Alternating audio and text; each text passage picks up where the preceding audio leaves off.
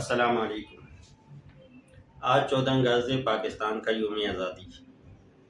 اور پاکستان کے مختلف شہروں میں یوم آزادی جوش و خروش سے منایا جا رہا ہے، لیکن پاکستان کے ہی کچھ علاقوں میں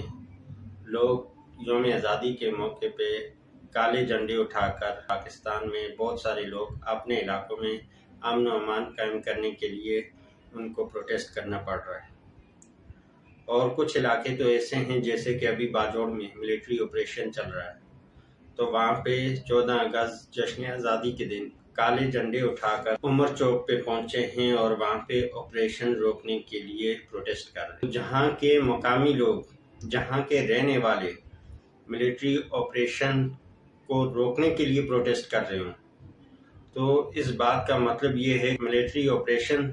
صحیح نہیں ہو رہا۔ اگر ملٹری آپریشن سے امن آتا، ملٹری آپریشن سے خوشحالی آتی، ملٹری آپریشن سے جو بتایا جاتا ہے، ہمیں آپریشن کی وجوہات بتائی جاتی ہیں، آپریشن کرنے کی جو ڈیٹیل ہمیں بتائی جاتی ہے، اگر وہ سچ ہے اور وہی مقاصد حاصل ہوتے ہیں ملٹری آپریشن سے، تو پھر وہاں کے لوگ پروٹیسٹ کرتے ہی نہیں۔ وہاں کے رہنے والے،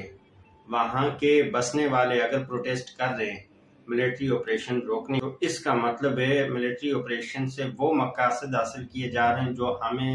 جو عوام کو بتائے نہیں جاتے، اور وہ وہاں کے رہنے والے، وہاں کی عوام، وہاں کے بسنے والوں کے لیے قابل قبول نہیں ہے۔ کہنے کا مقصد یہ ہے کہ ہمیں کچھ اور دکھایا جاتا ہے اور چل کچھ اور رہا ہے۔ ہمیشہ سے ملٹری آپریشن میں بیچارے غریب پاکستانی شہری شہید ہوتے ہیں، بزرگ، بچے، خواتین شہید ہوتی ہیں، اور بہت بڑی تعداد میں لوگ زخمی ہوتے ہیں، معذور ہو جاتے ہیں۔ ہم بچوں کو پولیو کے قطرے پلانے کے لیے اس کے ساتھ دو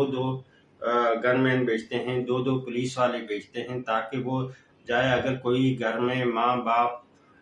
اپنے بچے کو پولیو نہیں پلانا چاہتا تو اس سے زبردستی پلوایا جائے۔ گن پوائنٹ پہ ہم پولیو پلاتے ہیں، اتنی فکر ہے ہمیں قوم کے بچوں کی،